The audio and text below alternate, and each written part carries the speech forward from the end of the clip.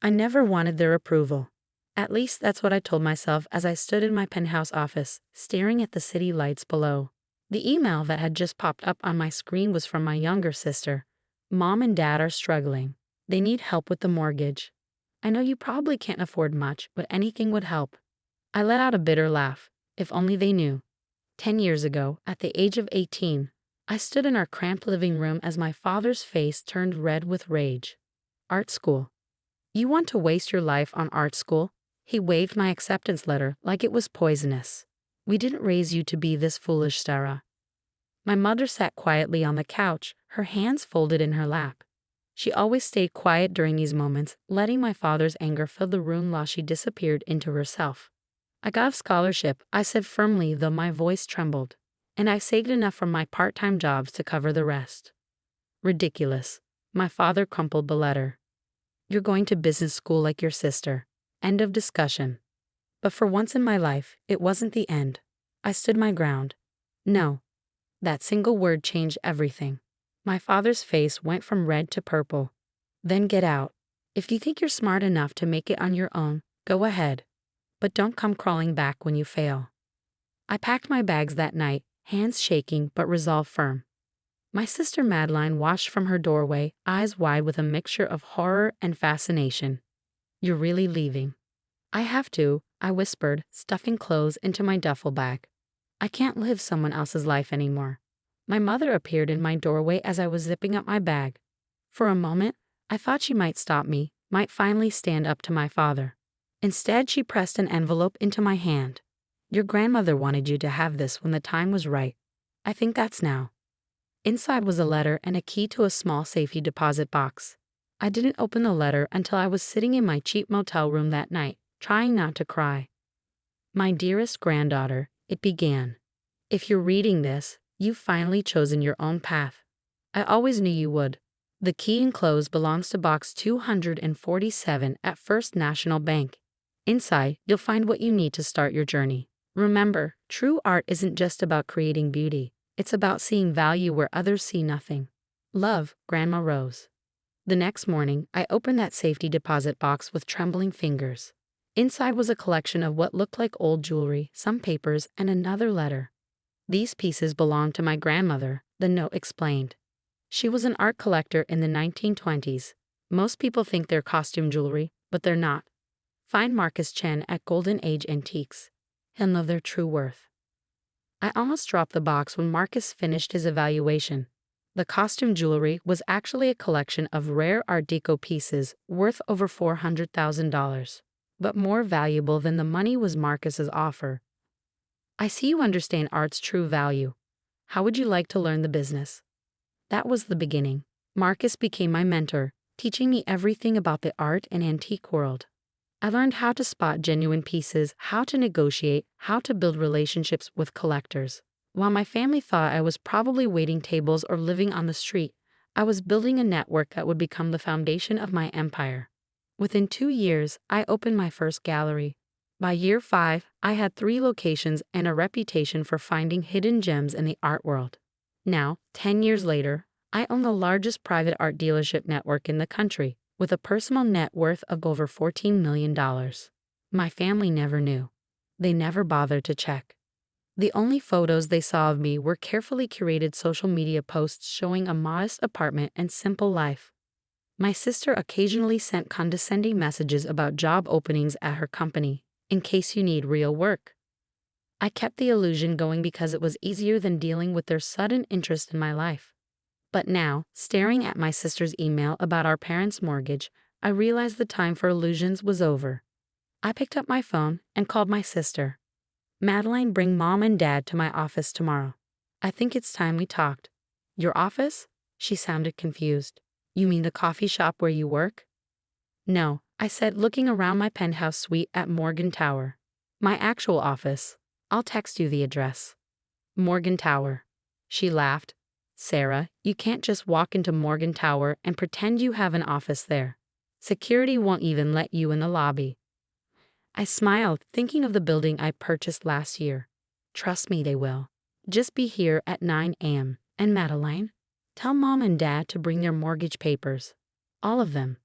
The next morning, I watched through my office windows as they pulled up in my father's aging sedan. Even from 30 stories up, I could see their confusion as the security guard directed them to the private elevator, the one that only went to the penthouse floor. My assistant buzzed my intercom. "Your family is here, Ms. Harrison." "Send them in," I said, turning to face the door. The looks on their faces as they entered my office were worth every second of the past 10 years. My father stopped mid-stride, his mouth hanging open. My mother grabbed the doorframe for support. Madeline just kept blinking, as if expecting the scene to change. The office itself told the story of my success better than words ever could. Original paintings worth millions adorned the walls. My desk was a restored Art Deco masterpiece that would make museum curators weep. And through the floor-to-ceiling windows, the city spread out below us like a kingdom I'd quietly conquered. "Sarah?" My mother's voice was barely a whisper. "What is this?" "This," I said calmly, "is my office. Welcome to Harrison Fine Arts and Acquisitions." My father's face was doing that familiar red to purple transition. "Impossible. You're a barista or something. You post about your apartment, your struggle."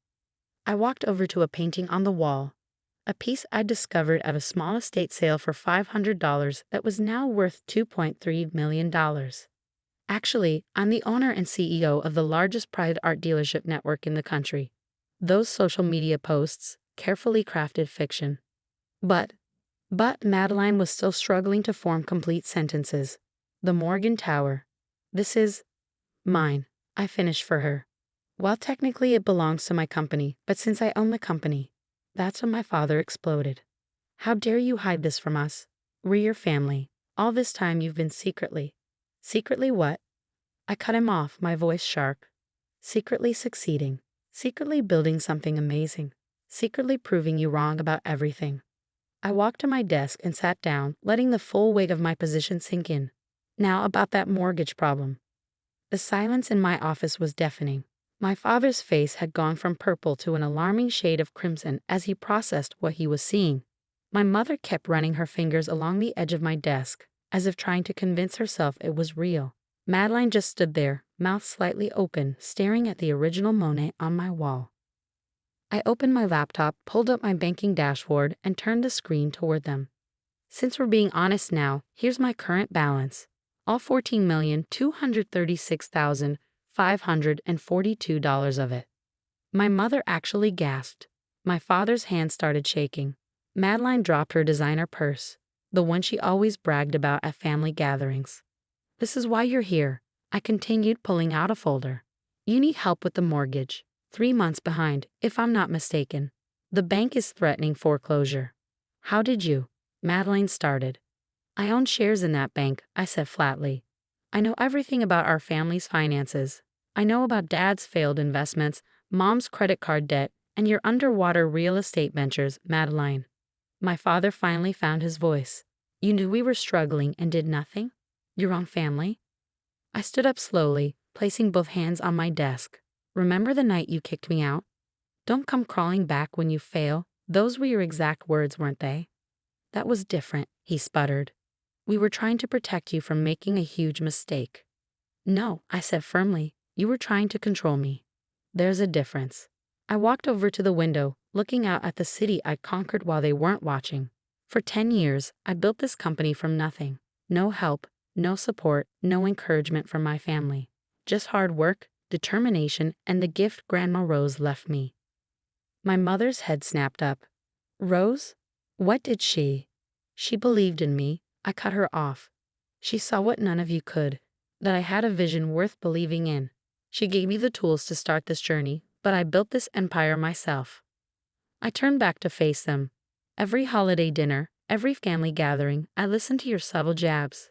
"Still working at that little art shop, Sarah? When are you going to get a real job, Sarah? You could always come work for my company, Sarah. We need someone to handle the mailroom."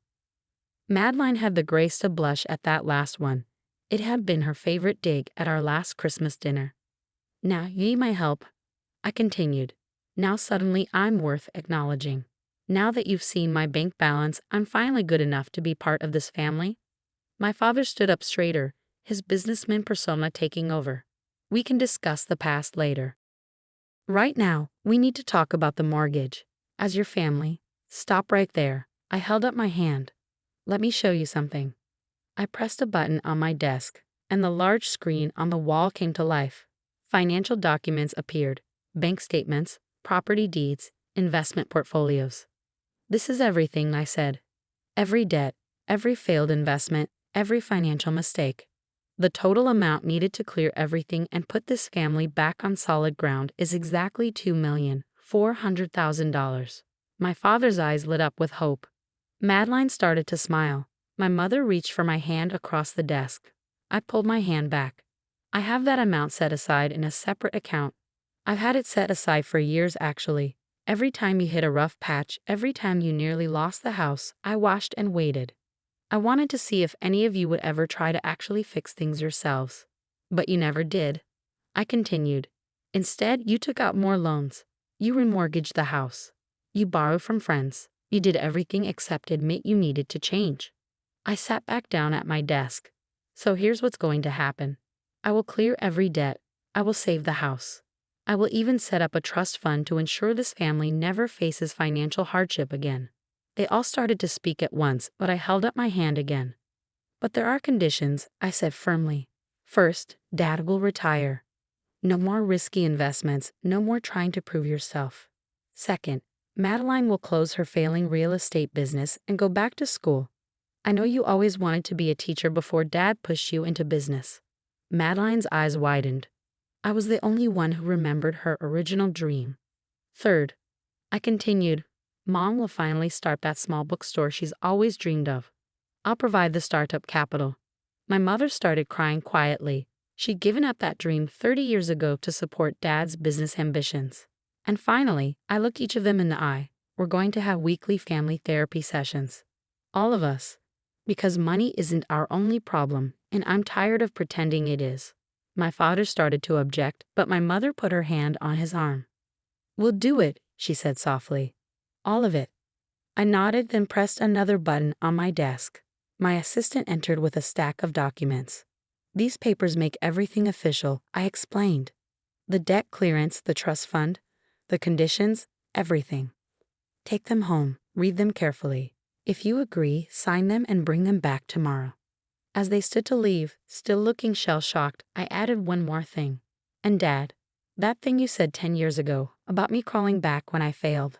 He looked at me, his face a mixture of shame and regret. I never failed, I said quietly. I just succeeded without you. They left my office in silence, clutching the documents like lifelines. Through my window, I watched them get into their car and drive away. My assistant came in with a cup of tea. She always knew when I needed it. Are you okay? She asked gently. I thought about the past 10 years, the long nights, the hard work, the lonely holidays. But I also thought about the strength I found, the confidence I built, and the woman I've become. Yes, I said, smiling slightly. I think I finally am. The next day, they returned with the signed papers. We began the process of rebuilding not just their finances, but our family. It wasn't easy. Years of resentment and hurt don't disappear overnight. But slowly, we started to heal. My father actually apologized, something I'd never thought I'd hear. My mother opened her bookstore, which became a beloved local landmark. Madeline went back to school and now teaches art to elementary students. She's never been happier. As for me, I kept building my empire, but now I do it openly. No more hiding, no more pretending to be less than I am.